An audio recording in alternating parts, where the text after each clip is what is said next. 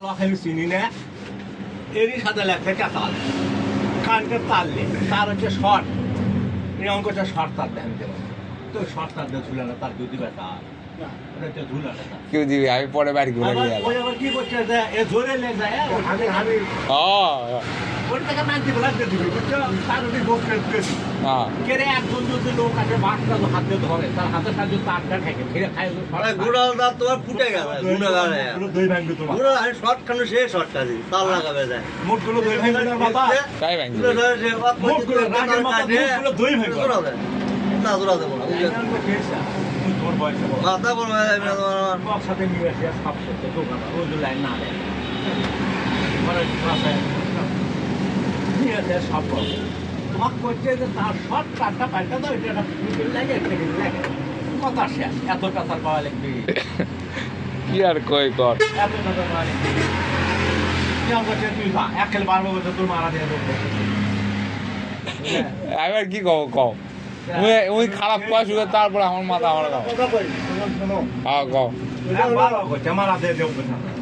সে গেল লেখাপড়া কেমন ইন্টার পর্যন্ত লেখাপড়া সঠিকভাবে করেনি না করেনি রে সত্যি তুমি করতে পারবো আমাকে কথা না না করেনি রে সত্যি ফেল চার সালে কোন অনেক যাওয়া লাগবে না সাহেব ভাই দাঁড়াও ওদূর আমার যাওয়া লাগবে না ওই আমি সেই কথা আগেই কয়ে লিখছি কারণ ওই সঠিকভাবে লেখাপড়া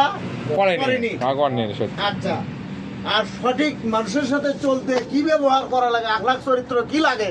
সেটা ওর মধ্যে নাই না এটা সত্যি তাহলে তুমি আমি কোচে নে তুই হাবি না তো ছয় না লনি হ্যাঁ তো কোচে 100 মারে দিলনি তাই করে রে যা যা ধৈর্য আছে বাংলা সে ধৈর্য নাই আমি একে ক্লিয়ার করে বলি বাংলা বুঝে সারা ধৈর্য হচ্ছে মেয়ে কারণ যা তার ধৈর্য প্রথম দিনই যদি আমি এখানে কথা বলি কবে এটা কি আছে ওর কথা ডিজাইনই তো বুঝে পারলিছি কবে আছে? শিক্ষিত মূর্খ